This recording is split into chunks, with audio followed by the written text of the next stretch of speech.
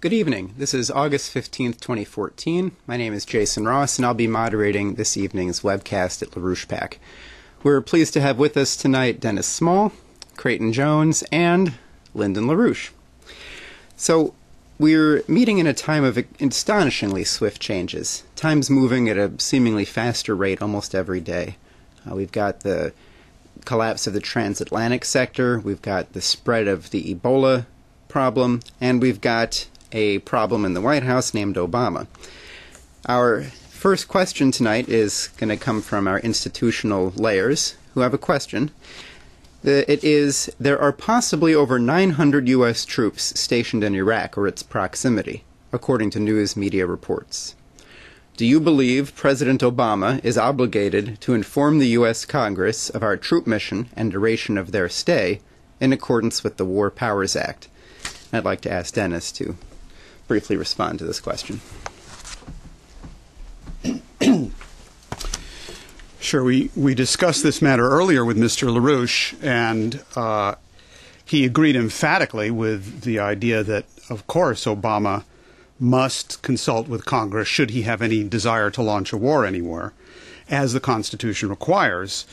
And Iraq, what is now going on there, is a war, although the White House claims that the only thing happening are air attacks and there aren't any boots on the ground. But that's simply not the case. Retired, informed generals in the United States military have made it very clear that if you are going to carry out more air attacks, you're going to need to have troops on the ground to do it. As for the argument that this is necessary to stop ISIS and their atrocities, 900 troops aren't going to do it, 9,000 troops aren't going to do it, 90,000 troops aren't going to do it.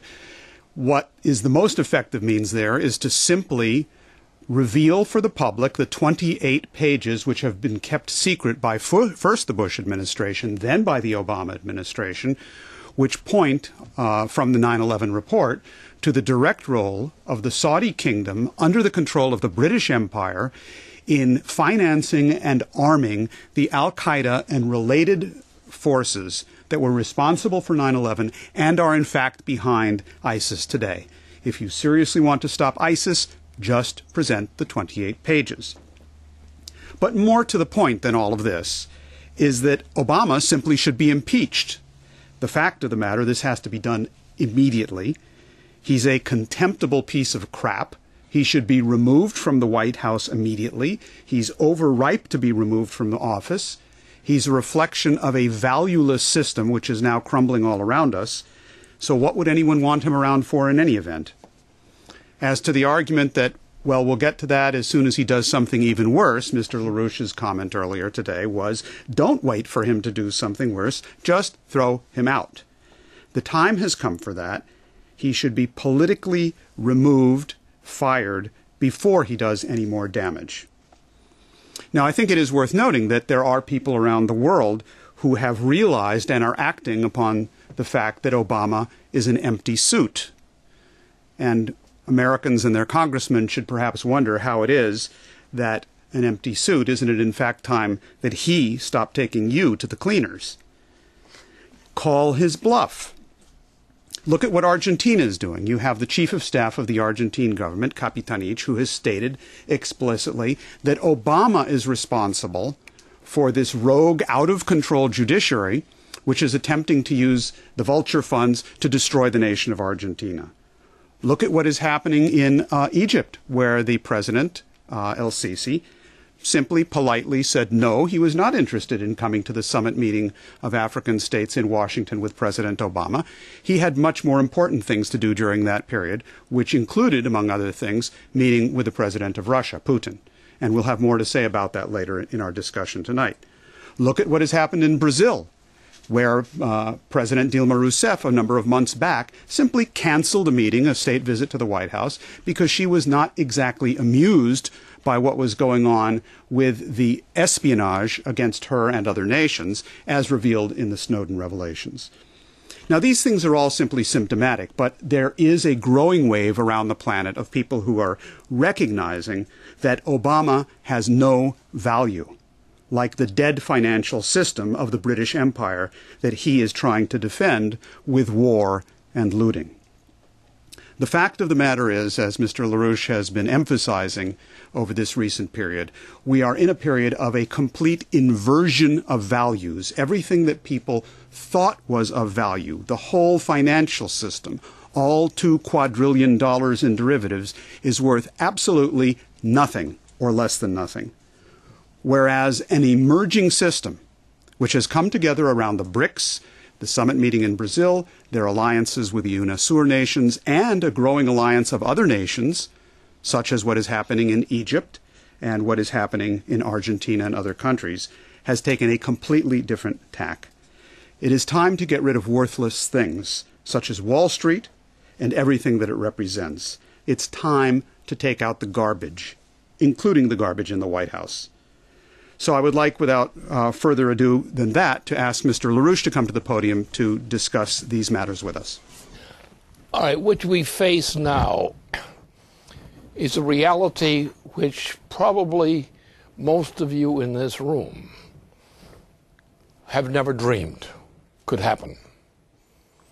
Now, there's a certain friend of ours who travels around a great deal, and he's been traveling quite a bit.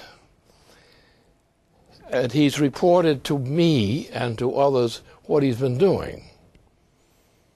What is happening is that the fact is that the entire system as defined is hopelessly bankrupt.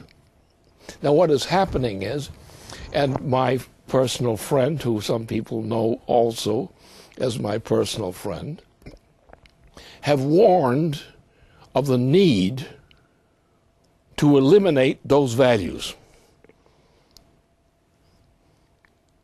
And that's what's going to happen. For example, what's the root of this thing? The root of this is what is our economy? Well, our economy is actually based, in fact, it's based on, guess what? It's based on the power of economy, the power of economy. And therefore, we are now developing economic means which have never been known before, except as ideas. And so what happens is a large group of people in the United States decided to move in and to bankrupt most of the system, which is what we have to do. Most of what people think that are values, of economic values, of price values, and so forth, are worthless. They're absolutely worthless. And what happened was that our personal friend, who has been running around in various parts of the United States, reporting to us on what he's doing, and reporting upon what he's doing in terms of people who are part of the instigators of this whole business. We are ready to take over the economy. We are ready to lead in taking over the economy. Who's we? Oh, we is a lot of people, including my personal friend, who's been doing a lot of reporting to me recently.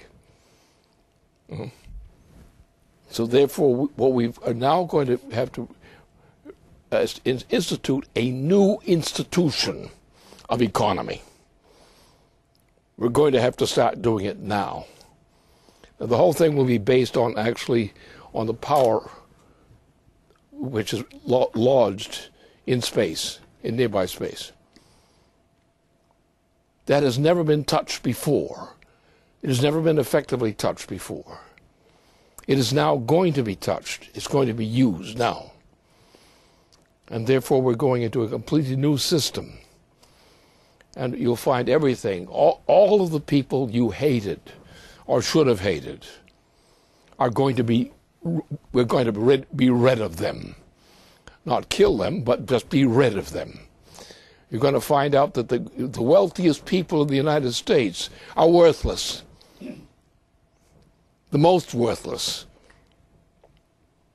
So all of these things about worry about money, don't worry about money. Money is often more a disease than it is anything else. What we're going to have to do is we're going to have to make a fundamental change in our entire economy.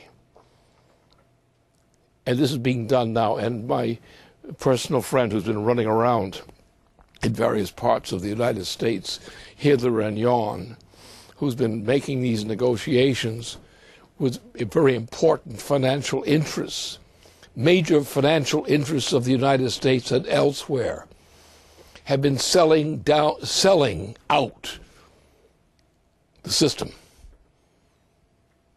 They've given a new system of values.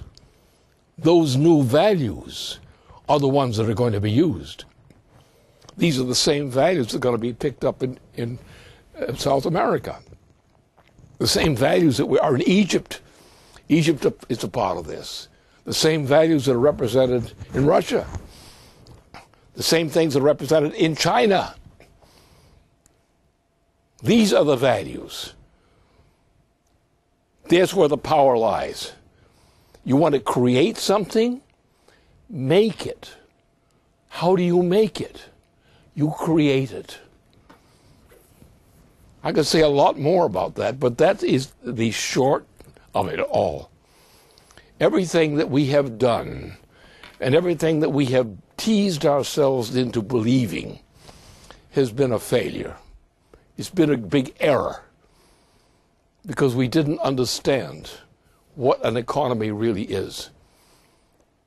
Now, what's happened as a result of this touring around, it's been the past 2 months, essentially. This development process has occurred. And suddenly, everything that seemed to be true is no longer true. It's wonderful. But there's much more to say, but rather than my saying it right here and now, I will simply emphasize the fact that this is the fact, and this is what you have to discuss.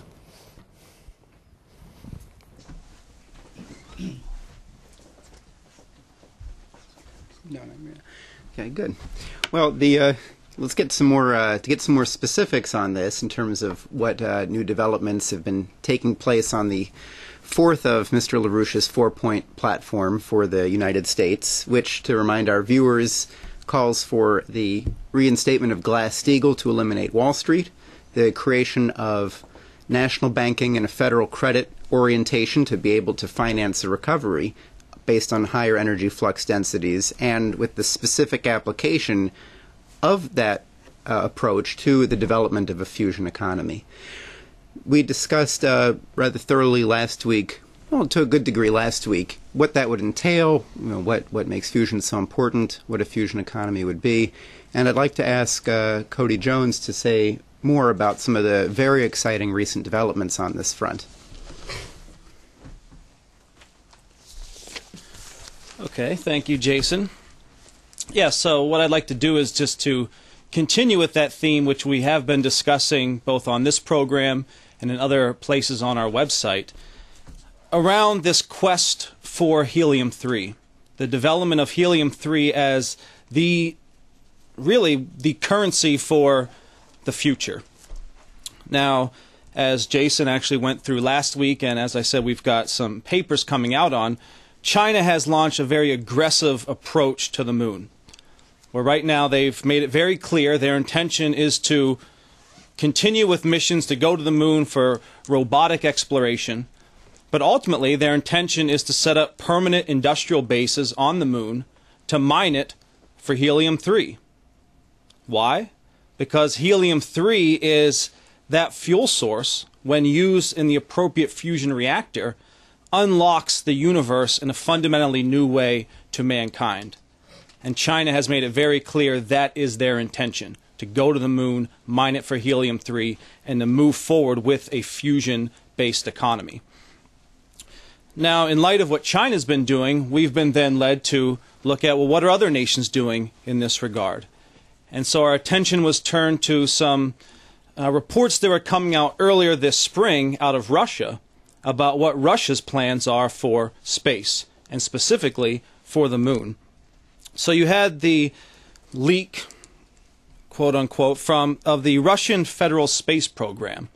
This was a platform that was put together by the Russian Academy of Sciences, Moscow University, and people from Roscosmos, which is the Russian space program, which laid out a very detailed roadmap of what Russia's immediate plans are for the future in space. And so first, what this report said was that they want to, starting in 2016, have a series of missions to the moon with robotic landers, which will go and explore the surface of the moon. And they have 4 such missions planned, starting in 2016 through 2025. This is what are known as their Luna missions. Upon the completion of that, hopefully successfully, they then intend to send a manned mission to the orbit of the moon to explore the moon from its orbit to get a further survey of exactly what it has, what potentials there are there to unlock. And that's, as this time frame says, that's to occur between around 2029, 2030. Upon the successful completion of that second phase, the third phase is calling for sending men to the surface of the moon to survey it for the establishment of the first Russian base on the moon, an industrial base on the moon. And their intention is to do this between 2030 and 2040. That's Russia's orientation now, is back to the moon. And they've made it very clear that in addition to this, starting in 2018, they're going to start doing the first initial investment into building up a prototype moon base here on Earth to start to test the kinds of equipment and mining capabilities and other such things that would then be used and deployed on the moon. So Russia's made it very clear that's their orientation, that's where they're going.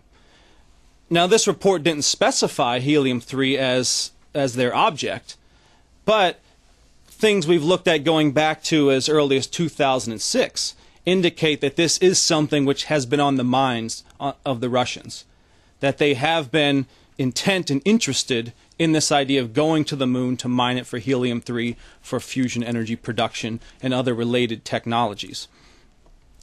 Now, whenever Rogozin, who's the deputy prime minister in Russia for space and defense industries, was asked about this report, his comment was, "We are going to the moon forever." Making it very clear, we're not just going there to plant a flag or to have a show of things or to, test it to see if it's really made out of cheese. No, Russia says they are going to the moon forever, indicating that in fact that is their intention, to industrialize and develop the moon, and to do this with other nations of the world.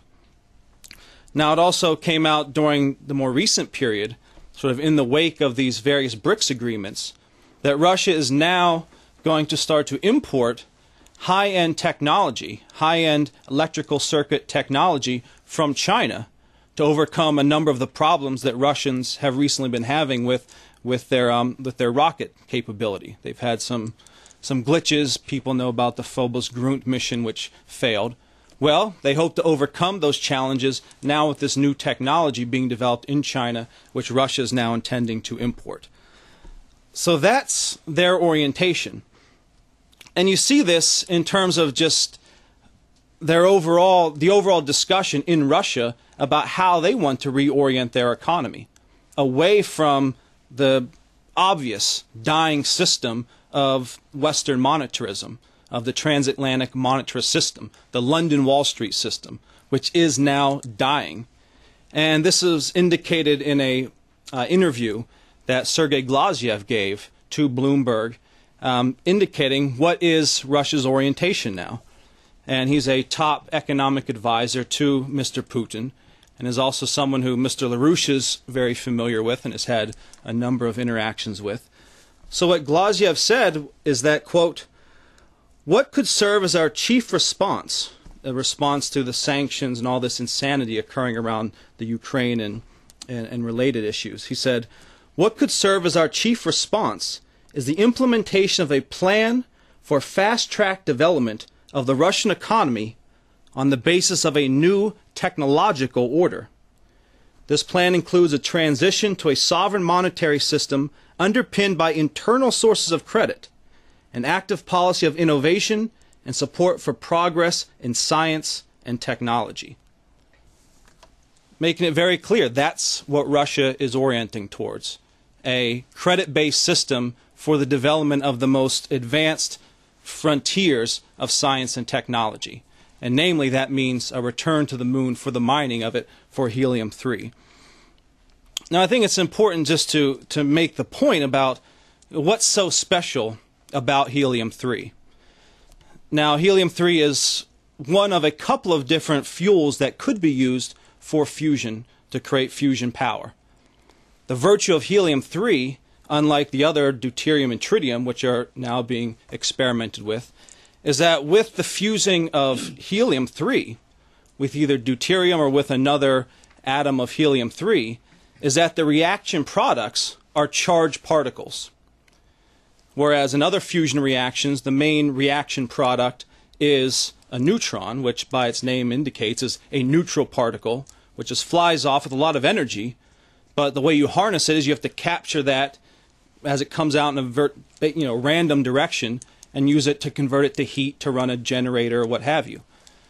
With helium-3, in that the reaction product is a charged particle, a proton, means that it can be controlled and directed using magnetic fields, which has a number of great advantages.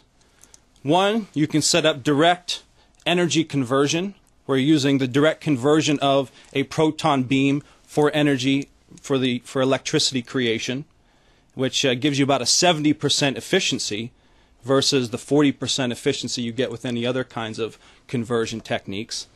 You can use the controlled and directed proton beams for things like very precision medical procedures, for very complicated brain surgeries, for example, cancers of the brain that can be specifically targeted and eliminated without causing collateral damage. It has great applications for machining, for cutting, and other types of precision types of manufacturing processes, which would otherwise be impossible under current technologies. And probably most importantly is that whenever you're able to control the flow of these protons from a fusion reaction, it now opens up a whole new capability in propulsion capabilities, space propulsion, meaning that you can now start to move towards the kind of propulsion that, in fact, Mr. LaRouche had himself proposed back in the late 80s, early 90s, of one gravity constant acceleration. Where you're able to accelerate a ship at a constant one gravity acceleration, which now means the entire solar system now becomes within the domain of activity of the human species. That we're now able to bring the entire solar system under the control and command of mankind. And that we're doing this based off of a fuel which was deposited on the moon by our sun, taking this product from the sun, turning it into putting it into a form which itself has heats which are of excess of 100 times hotter than the sun, and then using that power to then give mankind total control over the solar system as a whole. Which I think really starts to put more into focus a better idea of how we have to start thinking about such issues as value. Now, with helium-3, man can do things which were literally impossible under the lower technology platform. And so you have, you ask the question, what is able to transform something which was relatively worthless, this gas, helium-3, transform it from a worthless material into something which has unlimited value for mankind as a species, which gives mankind a whole new power in the universe. It really gives you an idea of the source of value really deriving from the creative powers of the human mind. The human mind, its creative powers, defines value as a function of where we must be and where we must go into the future. And so we see this now, this potential emerging in the wake of the collapse of the current Wall Street London system, you have now come emerging the alliances of Russia, China, India, Brazil, South America, Argentina, and others around this perspective of saying we're moving towards a future which is going to be powered by helium-3 derived from mining on the moon. And that's our future. That's where we must go. And yeah, I'll end it with that and see if Mr. LaRouche has some comments or follow-up. We have to look a little more profoundly at this whole business. These principles we're talking about were discovered by whom and when? When were the principles discovered? And by whom? Kepler. In other words, the foundation of the whole system is the achievement of Kepler. And you cannot understand adequately what this means without understanding Kepler in a deep way, which was not understood for a great number of years in between. That's the point. So we do not have a miracle treatment. That's not what we have. What we have is the ability to question ourselves as to what's wrong with us, that we thought we could have an El Cheapo solution to this kind of problem.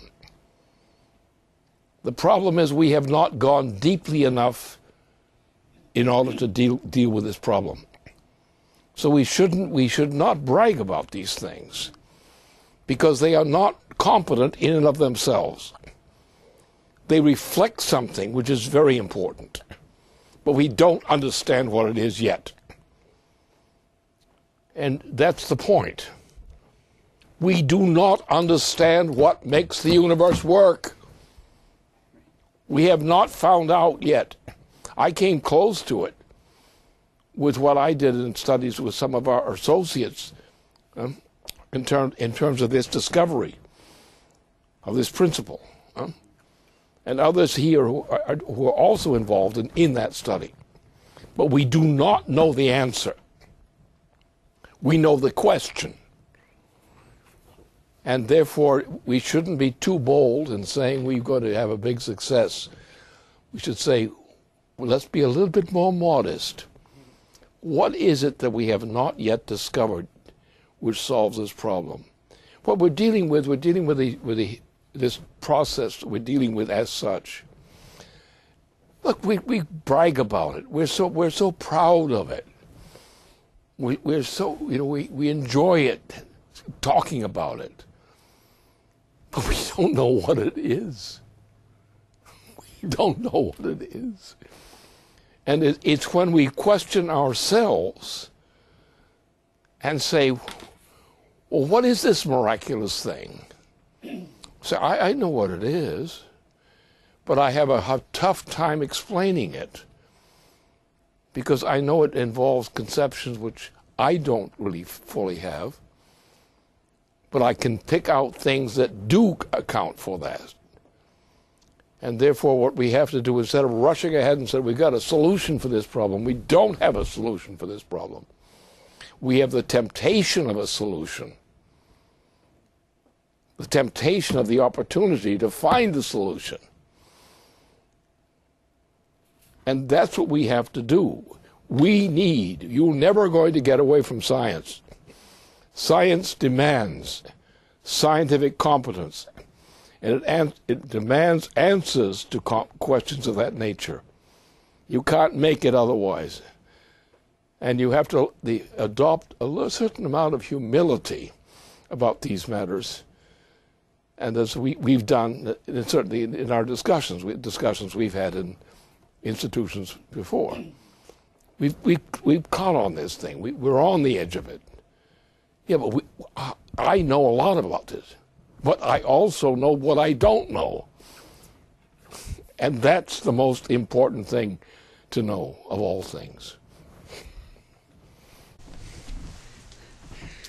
That's something that sometimes gets People lose track of it in discussing these things. You know, that fusion's not an engineering project. This is the greatest next scientific breakthrough to understand this whole new realm of the physical universe around us. It's not a casual breakthrough, and you know that's why we're doing experiments still. We don't know how it works. If it did, we could just build a power plant, but we don't know how. So, look, I wanted to ask. I wanted to get some more on the. You know, Mr. LaRouche, you said this morning that a new standard of value is sweeping the planet, and that people who aren't part of it will be dumped. And we're increasingly seeing that occurring, where larger portions of the planet are aligning towards the real notion of value that's being put forth most dramatically by China with their helium goals, by Russia, by the BRICS in general as well. And countries are increasingly have to choose sides on this one. People are, you know, you're having to pick. Are you with the transatlantic sector? Or are you going to be towards, are you going to live? Are you going to survive?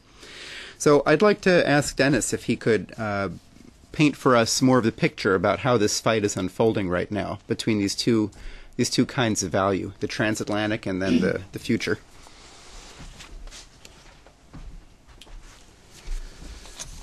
Well, I'll try to give an idea of the nature of the battle without bothering to attempt to go through all the details, because they're coming at a pace which is a little bit breathtaking. I think it's important to realize that when we discuss these matters of two systems of value and the planet is facing, we're not talking about some sort of a football game where our team is doing better than theirs. We're talking about two completely different, incommensurable, i.e. that they're not comparable using the same metric, systems of comprehension of the physical universe that surrounds us, and therefore human action involved. I mean, I was really struck by the discussion we were having earlier, which Cody referred to, where Mr. LaRouche was pointing out that helium-3 is nothing.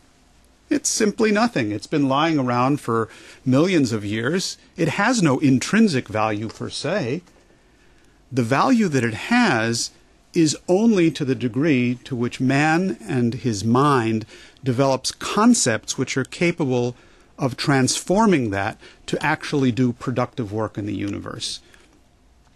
It's very much the kind of case of what would have happened with the proverbial farmer 200 years ago, if he was, or 300 years ago, was tilling his soil, and all of a sudden this geyser of sticky black stuff comes shooting out, and which today we call oil. But for him then, that was just a pain in the butt. It was no good whatsoever. It just did damage to his crops, and he had no idea that it was useful in any way whatsoever. What changed from then to now? The chemical composition of oil? No. The only thing that changed, but this is everything, is man's ability to conceptualize the transformation of the physical universe around him. And that, I take, is the real challenge that's involved here. The problem with the other system, the system that's now dying, they're dying so much they don't even know they're losing, is that they don't understand that that's how the mind works. And therefore they think that the measure of value is money, as in $2 quadrillion of derivatives. And parenthetically, let me state for those of you who have been awaiting the update on the sweepstakes on this, that in the last quarter, the rate of growth of international derivatives increased from 19% per year last quarter to 22% per year this quarter. And therefore, you can rest assured that we will absolutely break the 2 quadrillion barrier this year, if we get there. It's all meaningless. It's all completely worthless. And the problem is that we have, if it were just these silly, crazy ideas, you could dismiss them and say, well, that's pretty stupid. Let's talk about something serious. The problem is entire societies live and function on the basis of such ideas or lack of ideas. Europe today, for example. Europe is disintegrating. It's disintegrating economically, it's disintegrating politically, and it's disintegrating morally. And those in the United States who are listening, don't chuckle because what's happening under Obama is worse to the United States. Take the case of the economy in Europe. Unemployment across Europe officially is, in the case of youth unemployment, in the worst countries is over 50%, and it's pushing 60%. The real unemployment rate in a country like Italy, which has important industrial capabilities, is over 25%. Then you have the sanctions, which were just launched by the British Empire, supposedly against Russia, but it's not really going to do much damage to Russia. It's just posing a challenge to them. The damage that's being done is to Europe, because predictably, understandably, and rightly so, the Russians decided they had to defend themselves and their economy, and they simply stated, we are no longer going to be importing foodstuffs from the United States and Europe for the next year. Now, thoughtful European leaders, such as the Prime Minister of Hungary, Orban, have said that this was to be expected on the Russian part, and we in Europe have shot ourselves in the foot by the sanctions that we imposed, because this was bound to happen. Now, the agricultural sector in Europe, there's 30 billion euros per year of exports to Russia, so you can wipe that out. But that's the very least of it. Now, the European Commission has a special fund to back and help farmers when they get into trouble. They have all of 420 million euros to try to deal with a crisis of 30 billion in exports, which just went poof. But that's not what's happening. It's much worse than that, because the entire farm sector is in fact going to be wiped out at this rate if they stick to this nonsensical view of the human mind and the monetary values associated with it. Because I'll give you one small example. It was pointed out by a leading fruit producer, head of an association in Austria, who said, listen, we're going to be wiped out completely. This is a total catastrophe for all of Europe. That's a precise quote. The reason? Their calculation was that they needed 35 euro cents per kilo average for their produce to survive. That's their break-even point. Above that, they could invest a little, and they had been getting about 40 cents. Now, with the sanctions in place and what's happening, they're going to get 20 cents. Now, you tell me, is this just going to wipe out the exports to Russia? Of course not. It's going to wipe out the entire food-producing capability of Europe. It doesn't take more than a year of sanctions to do that, and this is exactly the direction that this thing is going in. What responses do you get? Well, from many European countries, they say, we don't want any more of this at all. Austria, Finland, Hungary, Slovakia, Serbia, they're all yelling and screaming about this. On the British side, you have geniuses like Ambrose Evans Pritchard writing in the Daily Telegraph, who listeners to this program are very familiar with. And what he said is, well, what all of this means, yes, there's a terrible crisis. It's all going down. Europe is in terrible shape. What that means is that the Central Bank of Europe, the ECB, now has to get really serious and start issuing money like there's no tomorrow. Quantitative easing, more and more and more and more. And he said what we have to do is we have to use the ultimate bazooka, meaning really big quantitative easing. But what Mr. Evans Pritchard and others perhaps have not contemplated is that bazookas, ultimate or otherwise, don't put food on your table. There's a simple question here. Monetary value and physical economic production are not only different, they're completely incommensurable. They're not the same thing. Now, not surprisingly, not everyone is quite so stupid as Ambrose Evans Pritchard. For example, take the nations of Ibero-America. The European Union, after they've just lost their Russian market completely because they foolishly went along with the British sanctions and with Obama's sanctions and so on, decided to try to pressure Ibero-America to not sell foodstuffs to to Russia, because that was unfair, they said. So don't jump in on our market, which they just lost. Well, Argentina and Russia are moving so rapidly to establish massive Argentine exports to Russia that there's actually an Argentine team in Russia as of the 19th of August, and they're going to vastly increase their exports, and Russia and Argentina has that capability. But what I thought was most revealing was the response of the president of Ecuador, Correa, who said, we don't need anyone's permission to sell food products to friendly countries, close quote. Now, this is the president of a country with 15 million inhabitants speaking to an association of 500 million inhabitants. What's he talking about? There's one way to survive, and it is not with the policies of the European Union. As the president of Argentina, Cristina Fernandez de Kirchner, put it so eloquently, there are new actors who don't want to bash your head in, but rather want to cooperate with you to see if together we can get this huge car that is the world today moving forward. So what I'm getting at here is that empires are arrogant. They're not only criminal and satanic, but they're arrogant because they don't see that they are, in fact, sowing the seeds of their own destruction, because through their overreach they don't realize that they will, in fact, produce a reaction in the victim populations that can overturn the apple cart in a day, as occurred in East Germany, for example. Unless, of course, they blow up the world before then. And that's a very real danger, which is why we have to move rapidly on this thing. But resistance, simply saying no, simply saying, what you're doing is nuts. This is not value. You call that a president, that empty suit in the White House, you call that a president? Forget it. We don't have anything to talk to you about. You call $2 quadrillion or euros or whatever it is in monetary assets value? It's meaningless. We need food. We need energy. We need the ideas that can take this inert gas, which is just a gas, and transform it into an absolutely prodigious source of power to change the universe. Now, let me talk a little bit about the Ebola crisis and what's going on in Africa, because I think that this is actually a much bigger crisis that Europe is facing than either the economic or the social and political crisis that I've mentioned so far. And I'll explain what I mean.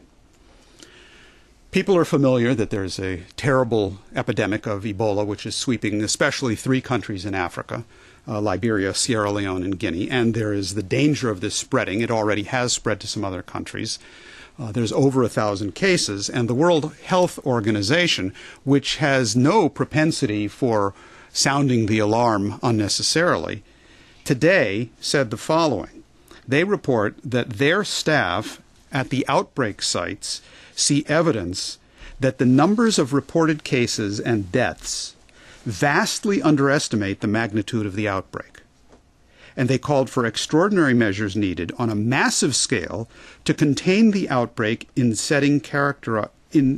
setting characterized by extreme poverty, dysfunctional health systems, a severe shortage of doctors, and rampant fear. Close quote. Now, already this year, 75,000 refugees fled Africa to the nations of southern Europe, admittedly from countries not yet affected by Ebola. Germany has already announced that they are urging all German citizens to leave the 3 countries that I mentioned other than healthcare workers. Serbia has placed surveillance over 14 people that have flown in from the affected areas. There are politicians in Italy that are calling to close down the Mare Nostrum, that is to say the Mediterranean. Don't let anyone come in. Spain, which has 2 cities, which are Spanish cities on African territory, Ceuta and Melilla, right across the Straits of Gibraltar, people from the other side, from Morocco and so on, are climbing the fences to try to get into Spain to get the hell out of Africa. And there is a furor going on in Spain about whether or not these people should be allowed in and what you do. At the time that Spain has just privatized and therefore dismantled their premium infectious disease hospital in Madrid, the Charles III Hospital. Now, what are you going to do? Are you going to start shooting boats crossing the Caribbean to try to get Africa coming into Europe? Is this what people are going to propose? Are you going to bomb people because they're sick? Well, the British would propose doing that. In fact, in the early 90s, there was a theory proposed, which was the Limes, L-I-M-E-S theory, which comes from the Latin for building a wall, drawing a line. And the proposal was, listen, the South isn't going to make it. They're just going to die. We have to build barricades. We have to build fences. We've got to stop them. We've got to stop the barbarians from coming in. We, happy few, us 5% or 0.5% of the population, are going to keep everybody out no matter what it takes. And they pointed to the border with Mexico and the United States and the fact that a wall was being built as their example of where things should go. And for those of you who are familiar with the work of the LaRouche movement back in that period, we exposed the comments of a Rockefeller Foundation genocidalist by the name of Paddock, William Paddock, who proposed explicitly that what you have to do with Mexico is, quote, shut the border and watch them scream. Now, compare this with this thinking, this view of man, this moral concept, which is very much related to what Mr. LaRouche was raising earlier about the role of mind in defining value. Compare that to what's also happening on the African continent this week. In Egypt, where President El-Sisi has announced that they are going to build a new Suez Canal. It is going to be 38 kilometers in length to widen the existing one. It will cut the transit time from 18 hours to 11 hours. There will be 15,000 workers employed there. They will not take 3 years to build it, as originally announced. They will take 1 year to build it. It will be run by the Army Corps of Engineers of Egypt. All of the companies involved in it will be Egyptian, and it will be financed by issuing bonds purchasable only domestically by Egyptians. So long dormant forces are awakening. And they're awakening under the process unleashed by this conception of a new kind of universe that can in fact be created if man returns to being man. And let me just close on this point with what I wanted to say by recalling for people that this is not the first time that we've faced a crisis of this sort. And I'm referring to the period of the 14th century and the Black Death. And the Ebola crisis is reminiscent of that in many ways in terms of the issues posed. Because what was happening then, the worst that happened was not that people died, but that people turned into animals. They turned into people who didn't care about others. You have Boccaccio, for example, in his introduction to the Decameron writes, "This tribulation," meaning the Black Death, "had stricken such terror to the hearts of all, men and women alike, that brother forsook brother, uncle nephew, and sister brother, and oftentimes wife husband. Nay, what is yet more extraordinary and well nigh incredible, fathers and mothers refused to visit or tend to their very children." Close quote. In that period, there were two political movements and social and cultural movements that developed, which 99.9% of the population fell into one category or the other. One was the hedonists, the people who said, we're all going to die tomorrow, let's party and have fun today. Doesn't matter what's going to happen, we're all going to die. Does that sound familiar? And the other half were the flagellants, the people who said, this is incomprehensible. Man could never possibly understand God's intention. He's punishing us, we don't know why, for committing evil. And what they did is they flagellated themselves, but they made sure to traipse around all of Europe in pilgrimages, flagellating themselves, spreading the Black Death. And humanity almost disappeared.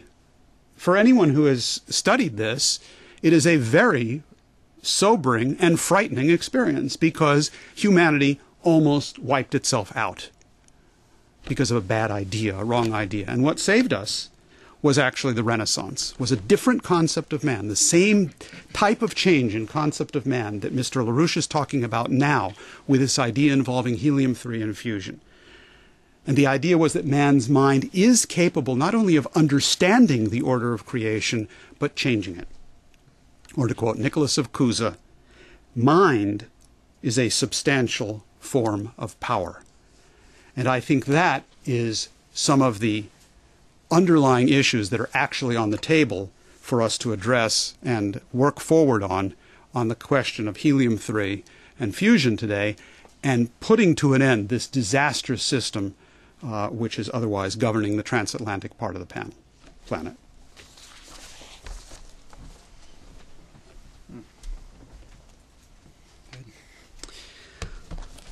Well, Lynn, I'd like to ask, do you have any concluding thoughts you'd like to add? There is a lot, I have to say, a great deal.